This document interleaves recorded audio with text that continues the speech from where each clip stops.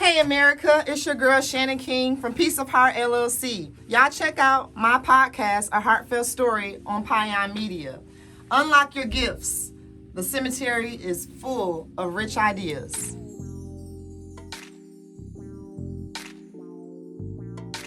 Hello America, thank you all for tuning in. I'm Shannon King with A Heartfelt Story podcast through P.Y.O.N Media.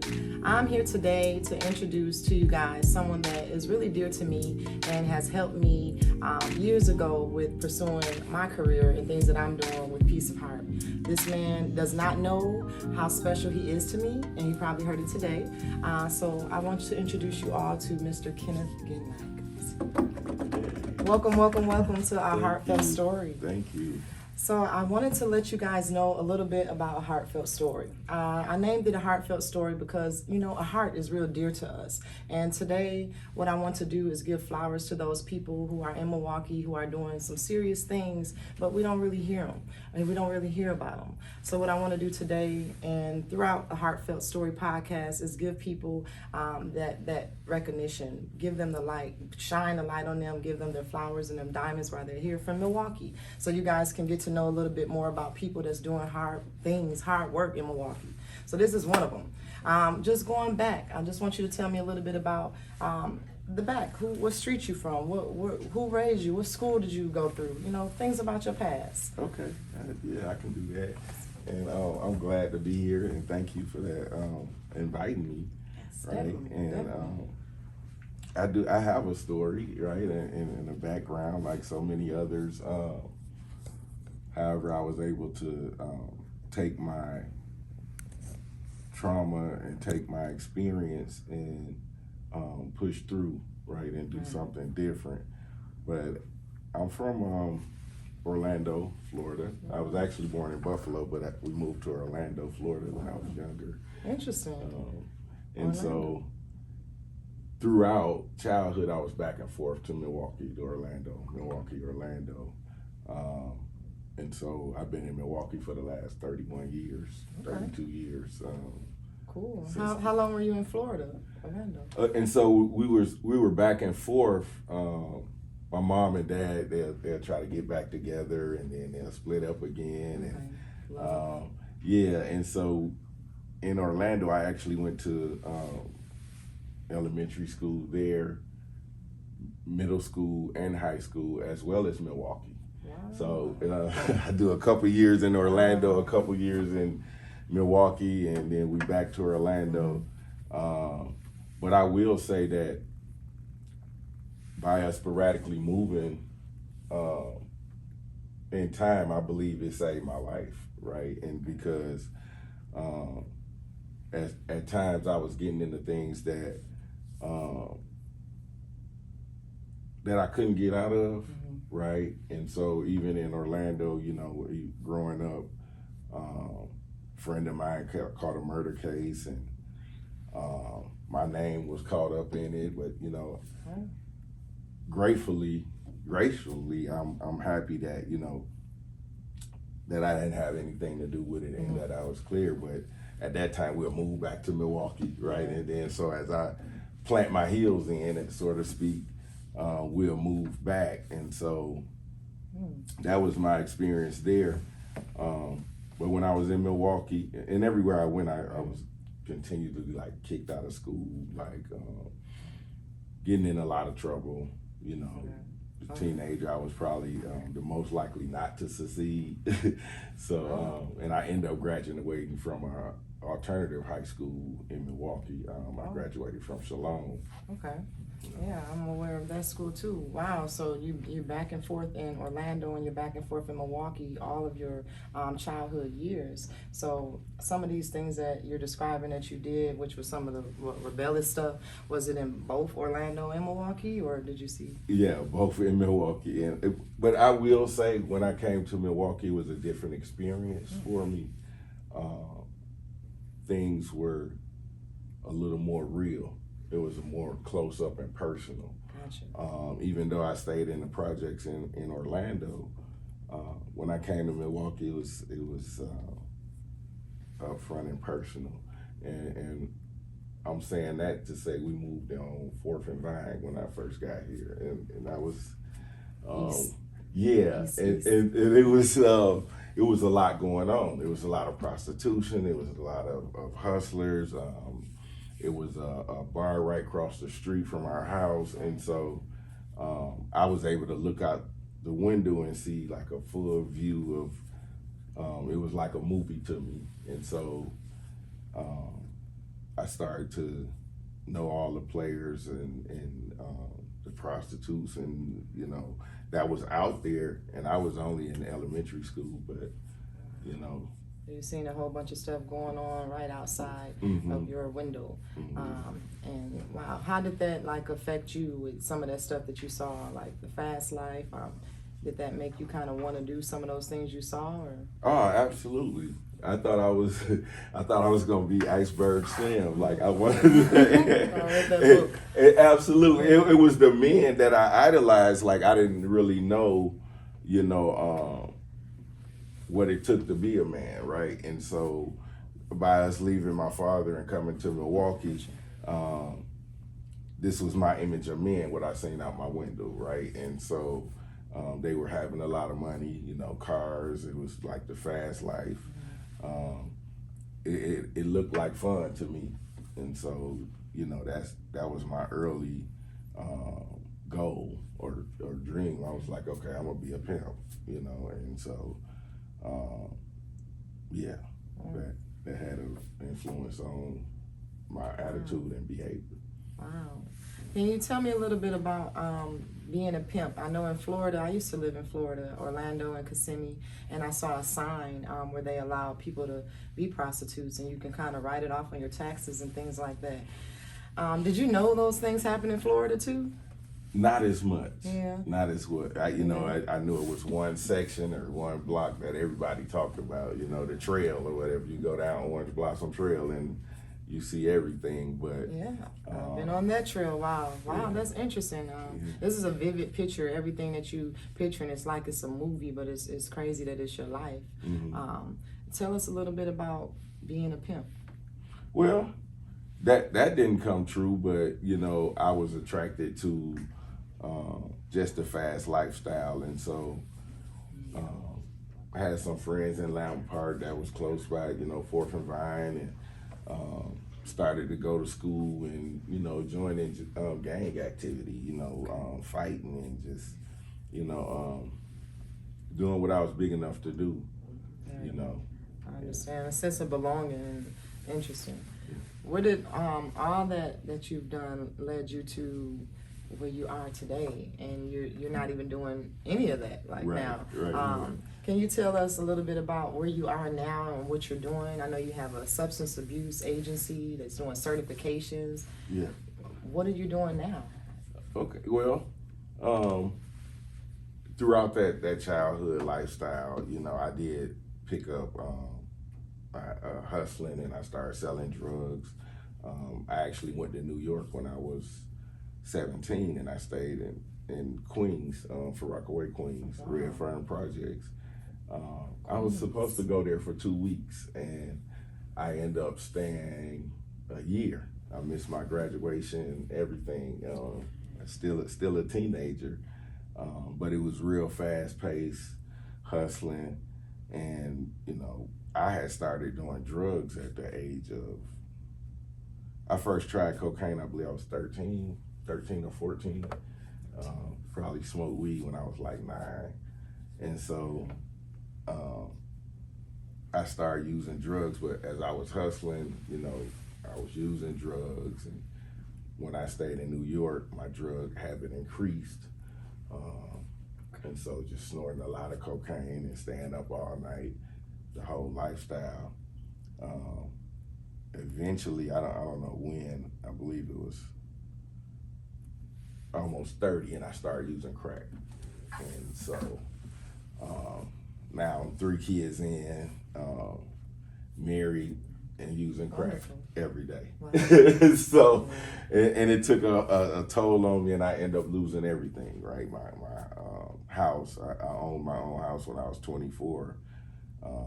Walked away from that, and so I ended up losing my house. I had a job, I lost that, I lost my car, and me and my wife ended up moving with my mom in her basement, and so we lived in the basement. Wife, you still was She was there. still there. She was still there, and so kind of to fast forward, I end up getting clean. Because I don't want to tell, it's a whole story behind it, but, in between those times, but I end up getting clean 2007. Yeah, congratulations. Thank you. That's many, many years. Yeah, That's I'm really about good. 14, going on 15 years. Is it a different feeling, and then it's basically how you feel, and then also your actions that you're doing now? Do you see a difference in that being sober? Absolutely. Man, things that I used to do, I don't even think about doing anymore. I did a lot to tear up the community. And so when I got clean, I was like, man, I'm gonna give back to the community. Like, I'm gonna see how I can help the next person, or prevent somebody from living that lifestyle, and they don't have to go through the trials and tribulations that I went through, right?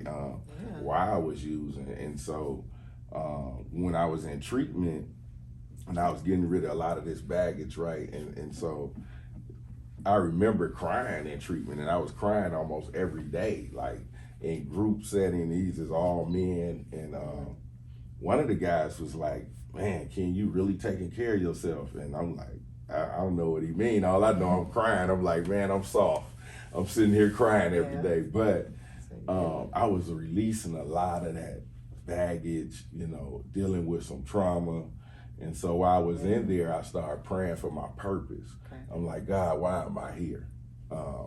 I missed or I beat death several times throughout my life, and people getting shot right next to me, and so I'm like, God, what was my purpose of being left here? And so as I'm praying for my purpose, I end up doing a group. The counselor let me do a group, and the guy's like, oh, that was really good. That was really good, Ken. You should think about being a counselor. And I'm like, okay.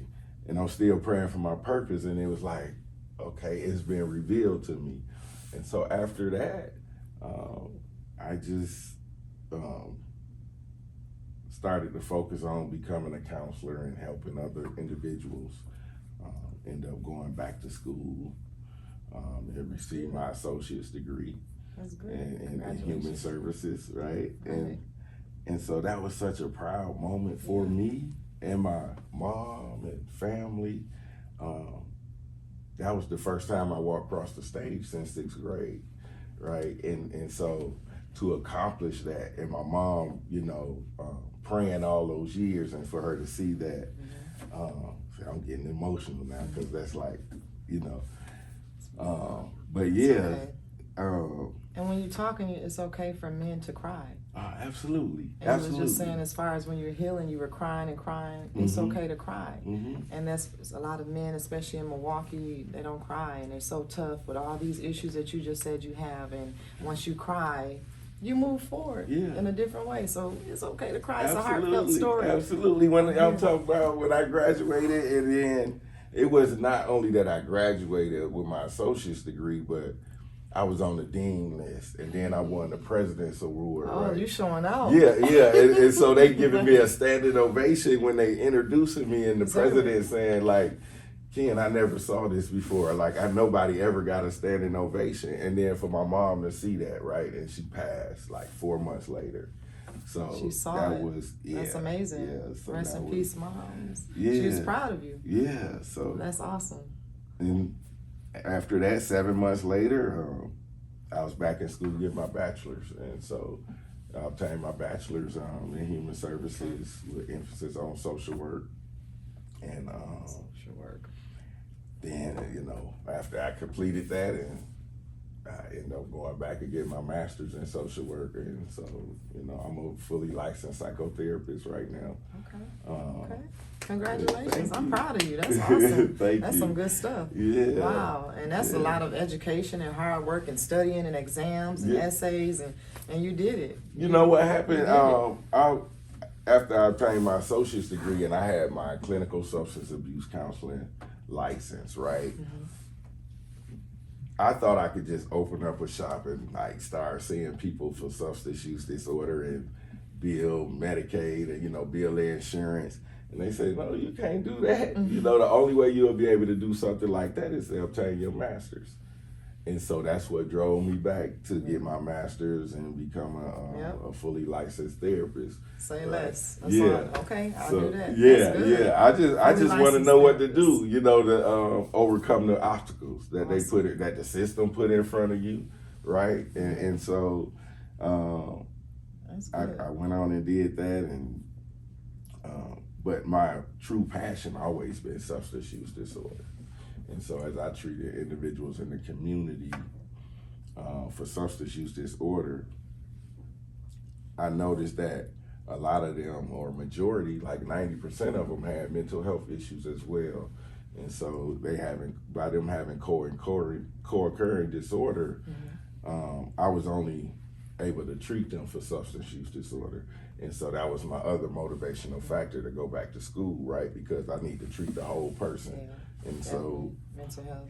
Instead of referring them out, I can treat the whole person. And there's no way that you can treat the substance use disorder and ignore the mental health. Definitely, because the mental health is the reason why the substance abuse going on. They could go hand in hand, right? Yeah. And maybe I'm using these substances to suppress, right, the mental health issues that I'm going through, or vice versa, right? And so maybe I need to quiet these voices in my head by using something or substance. And so, yeah, it goes hand in hand. And so pretty much, that was my passion. And as you mentioned, so now I can get to your question, right? Like, I opened my own business. So what I noticed is that there was a lot of people, or a lot of counselors, substance use disorder counselors, mental health therapists, but they were Caucasian, right? And they didn't really understand the culture of the people that they was dealing with. And so I knew it would be effective to have more people that look like you sitting in these chairs, right, to treat these individuals. Well, you can relate to. Yeah. Because, man, and I say this a lot. People talk about interpreters and having a interpreter for Latino, but then they need an interpreter for African American, for us in the community, right? Because we say different things, we use different ebonics and language, right? And they don't understand. They go, what did you say? Right? And it lose meaning. I might say, you feel me? And they don't understand what I'm talking about, right? And so, I understand, right? Yeah. So, observing that, I did open up my business to help individuals that look like me become substance use disorder counselors. And so it was a big deal. It still is a big deal, because when you look on the state website, look up accredited programs to provide substance use disorder education, I'm listed with like MATC, WCTC, all the community colleges. And so to see my name on the list to say, okay, this is a minority-owned business that can provide education for individuals to get licensed with the state. And so I'm real proud of that. Yes, right? I'm real proud of that. Yeah. And you're just moving mountains, and you're doing this too by yourself with this story that you got. So that's the drive. Absolutely. Yeah. And Mama's watching. That's awesome. I'm proud of you, and I think there's more to come. Yeah. And we get there too. Well, so I do that. That's my side business. Side business? That's my side business. Goodness, that's my side business. Wow. Coming through the years, I was the director of St. Charles Youth and Family Services. Dope. And I would say, and not to bash them, it just didn't fit, right? When I opened my own business, this training center, they told me I was not allowed, to work there. Conflict of interest type. I guess if you want to call it a conflict, I just would say I wasn't allowed to have a business and work there. And so it was okay, and I moved on, and I took a role with the Milwaukee County. I was the director of outpatient programs, first black man in the whole that seat. Wow. Man, Over that's awesome. 3 mental health clinics with the county. Also over $1 million, multi-million-dollar contracts, and it was great. That's great. And so as I was telling my story, like I'm doing today, Mm-hmm. people started to recognize and the things that I do in the community, the food drives, and Yeah, I saw a food drive that you had, community food drive. Yeah. And I share those too. I try to come. That's Yeah. good. You're doing a lot of things in the community, and you're doing it. You're not even trying, like you're doing it. Anything that comes to your mind, you just like implement it. That's awesome. So, but one more thing. So they sought after me, right, when they saw the work I was doing at the county, and so now I'm the CEO of Serenity Ends, which is a substance use disorder residential treatment facility. It's a 12-bed residential facility, and also we have a 18-bed alumni house. And so, Go ahead. I'm the CEO. I started in December, and so who would ever thought, coming that's out right here the in base, Milwaukee. right here in Milwaukee, That's on good. 28th and Brown. 28th and Brown. Yeah, and so we working on big things there. I'm working on getting us a building built across the street where we can have a behavioral health clinic to go along with the residential treatment facility. And so that's nice. Yeah. That's really nice. So you're helping our community get these drugs out of our community. So you guys, if y'all interested in working on your mental health, and if you're interested in working on your sobriety, you guys need to contact Mr. Kenneth Ginlack. You want to tell them the name of the agency, the Behavior Residentials? Yep. Kate, and so you can the best way to contact me personally is go to kgsctc.com. That's my website, training center. You can actually Google my name and it'll pop up. Google. Okay.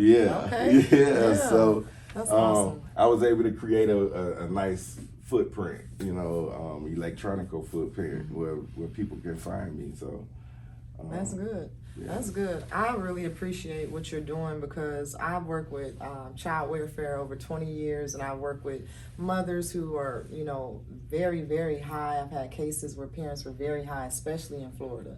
I've had a parent who kind of came in line twice with the same stuff and trying to buy it over and over because she was that high.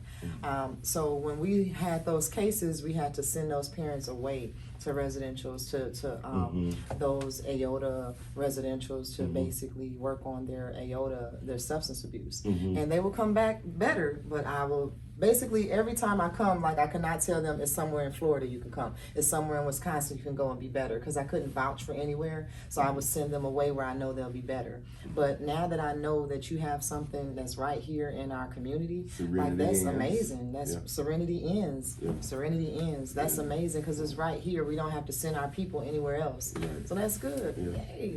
And it's 12 men. And what make the program so special and unique is that right now we run purely off of donations, right? And so and been sustaining. So they've been open since 2004, right? And so the men get a chance to stay up to a year, right? A year to 18 months, and they can leave there with a bank account, driver's license, a car. And so it's a great program. And I knew about the program prior to being the CEO, and so I always heard good things about the program. Men coming in as homeless or without anything and leaving, able to sustain and take care of their family, and so it's really great. Yeah. Is it for men, women? Or just It's for men. Okay. It's for men, and so 18 and up. Yep, 18 and up. Yep. And so that's my goal, to expand that, right? How do we grow and make more programming and having a outpatient clinic there, right on 28th and Brown, because we have the land right across the street from the treatment facility, and so that'll be open to anyone in the community to come in and get treatment for substance use disorder or mental health. That's a very good idea. I'm down. I'm pretty sure you're going to reach all those goals. That's really good. I have a question for you as far as the sobriety. Why is sobriety important to you? So when I went into recovery, I went in for all the wrong reasons, I would say, right? I went in to kind of prove a point, show people I can come back on the streets, you know. But something happened while I was there that I realized that it was important for me to love myself, right? And so recovery became important to me. It became personal. And when I started working on the inside, you know, things started to flourish on the outside. And so just trying to give my kids a better life, I feel hurt by the things that I showed them early on in life. And so now it's really about my grandkids, you know, making sure that they stable and see something different, right? Because I provided an environment where my kids can look out the window and see what I saw. And I didn't want to continue to perpetuate that. And so, That's good. That's really good. As far as sobriety, that's dealing with alcohol, have you drunk alcohol or did you drink liquor over your lifetime at all? Oh yeah, I used to. My last name, right, you've been pronouncing it wrong. My last name is Ginlack. Ginlack. Yeah, and I tried to drink every piece of gin, every gin that was on the bed. But yeah, alcohol was my first love, right? So how long you been sober from alcohol? I've been clean for everything since 2007. No alcohol, no drugs, no nothing, right? Okay. Yeah. So yeah, it's a lot going on now with harm reduction, right? Let's reduce your use so you can live. And I'm okay with harm reduction, but for me, it had to be total abstinence, right? I didn't want nothing to alter my mind or my thinking. And so if the disease of addiction deals with the mind, right? I don't want to alter that to make me think that it's okay for me to do it, right? Or give me that loophole to slide through and say, okay, it's okay to have one. And so I have to stay sharp. And so that's right. That's right. Good. Yeah. Do you have any help along that journey of staying sober? Or any sponsors or anybody to support you? I went to the 12-step.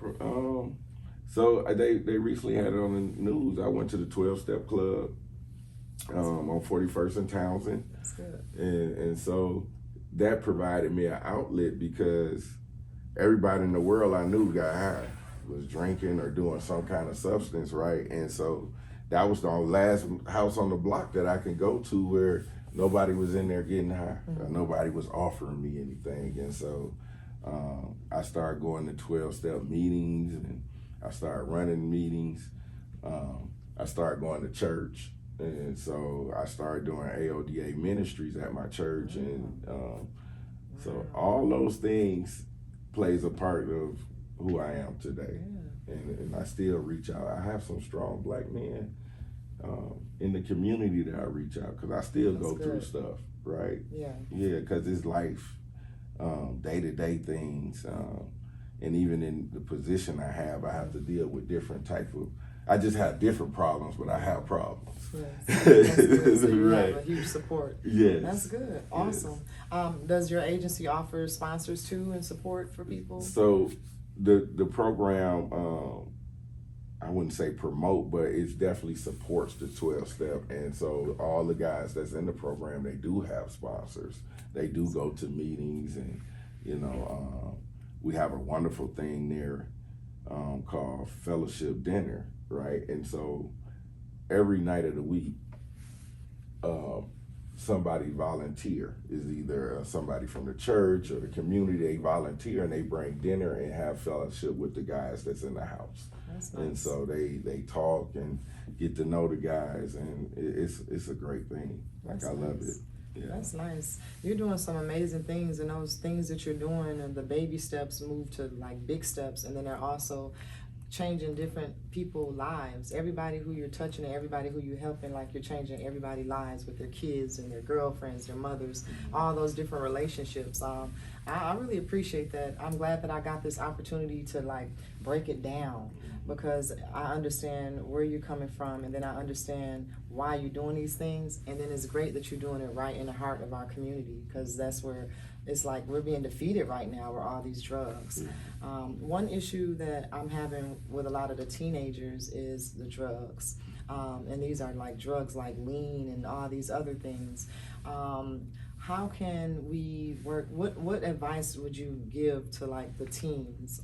Because you said all your teens, you kind of went through these things. Mm-hmm. What advice can you give to like the youngsters who are doing these things in this pandemic? Like, well, first of all, I went and talked to some teenagers out of school, but I'll talk more towards their parents and forgiveness, right? Because a lot of our teenagers out in the community, they hurt and they suffering, and some of it is it stems back to their parents that's actively using, right? And so if they can really understand the concept that it's not that they don't love you, it's that they sick, right? And look at it from a health perspective or a medical perspective, that'll help them have some kind of forgiveness, right?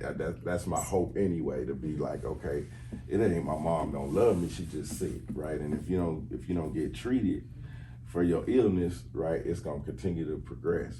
And so, and for the teenagers that's finding that relief in the drug, and sometimes, the temporary relief sounds like feels like a solution, but it's really not, and so as I see the young generation continue to like smoke weed and, lean, Percocets, and, I don't think they really understand how highly addictive it is, right? And that it can cause them to go through withdrawals when they don't have it, or mood swings and that type of thing.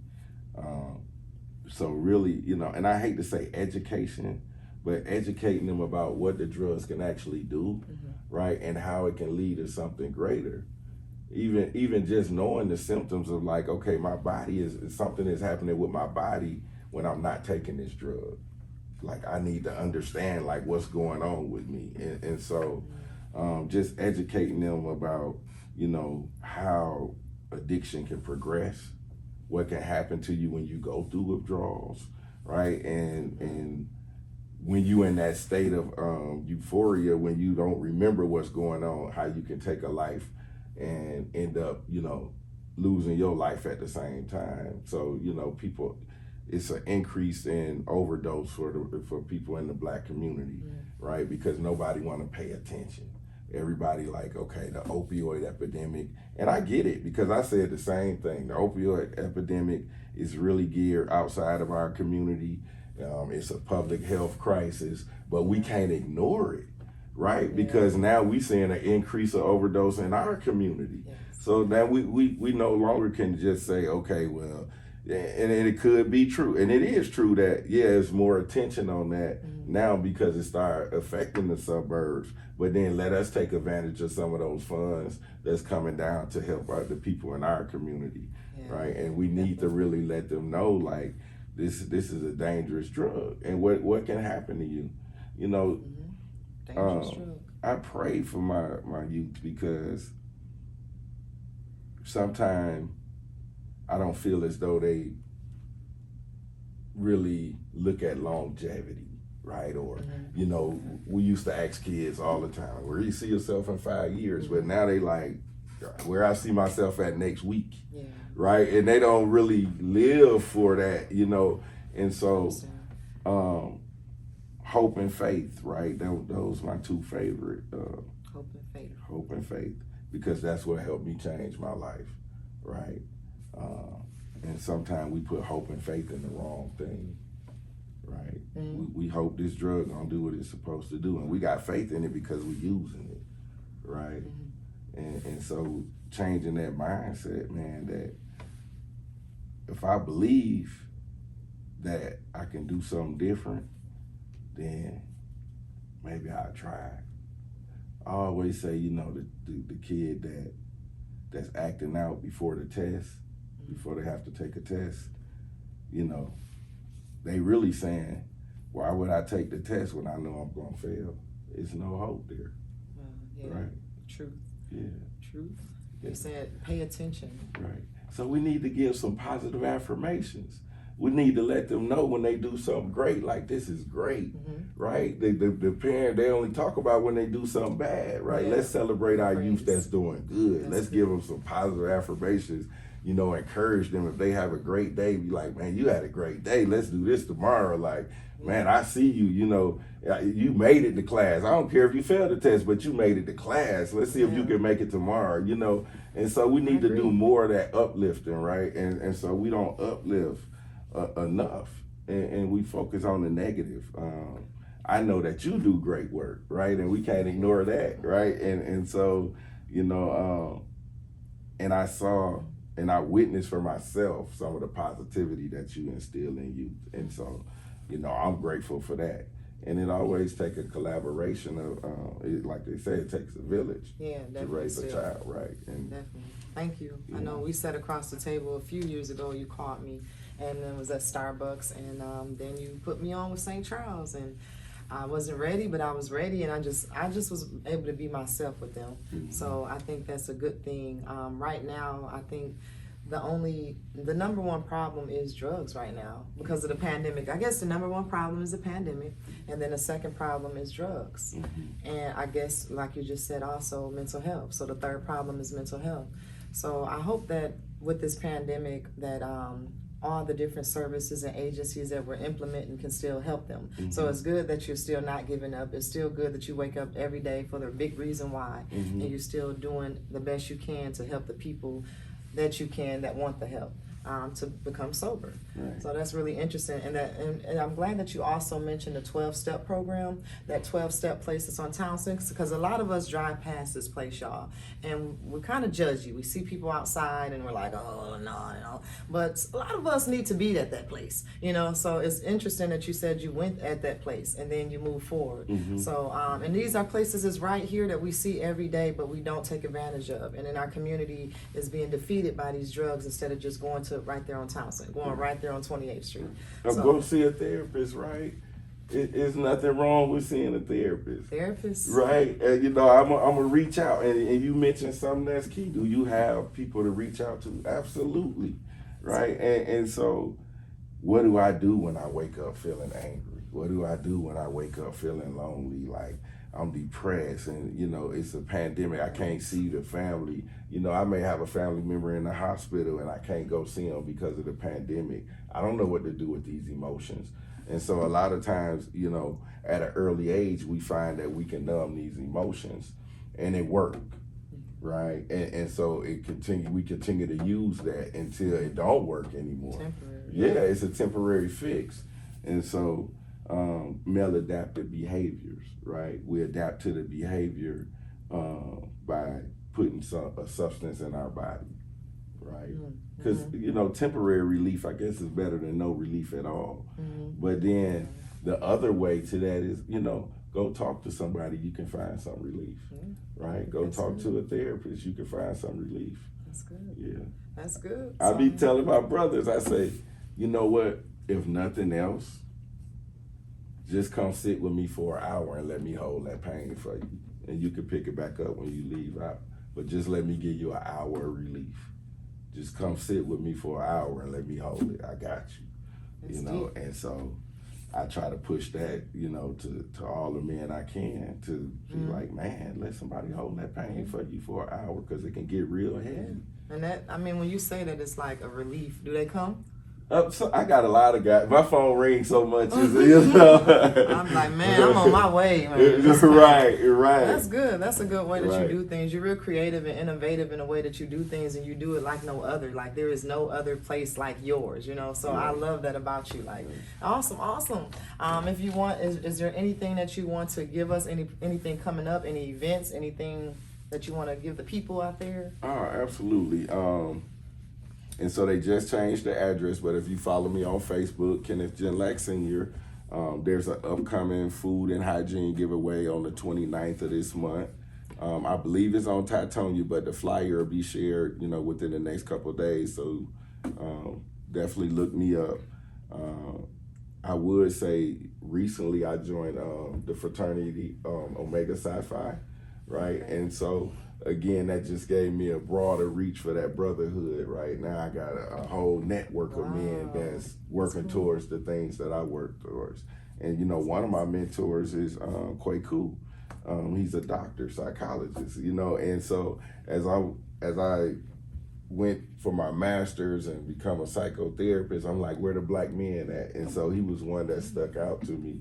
And so we frat brothers. And so I'm happy about that. That's nice. But definitely that, again, reach out to me. It's a form on my website, kgsctc.com. It's a form on there. You fill out the form. I get the email. It actually goes straight to my phone. Also, the office phone number is 414-930-7960. Yep, and just reach out. And again, I'm really thinking about starting another men's group. I had a virtual men's group that was going, and it was, I had guys from all over, and we just met virtually for an hour, again, it just. That's needed. Yeah, do that. That's nice. So be looking for that as well, because that's going to be there. Yeah, and so once I start that back up, I'll be posting in it and get out flyers, and I'll let you know, Shannon. Awesome, I'm on it. And y'all need to follow his Facebook. I mean, it's so positive. I love it. I share it all the time. That's good. Give us something that you go by every day, a quote or a positive affirmation that makes you just get up and go. What's something? So in our community, we like playing spades, right? So I was writing a paper one time, and I ended the paper with this, but I loved it because at the end I said, it's not the cards that you dealt, it's how you play the hand, right? So the cards that you dealt is how you play the hand. That's true. That's right. And so no matter what your past is, right, you can overcome it and do something different. And so that, I'll leave you with that, right? Because the past can be a stepping stone. Awesome. Thank you. That's amazing. You're amazing. I'm so happy that I got to see you today. And you guys, check them out. Thank you for coming, Mr. Kenneth. Thank you for having me. Yeah, Ginlack. So you got it now. Take care. All right.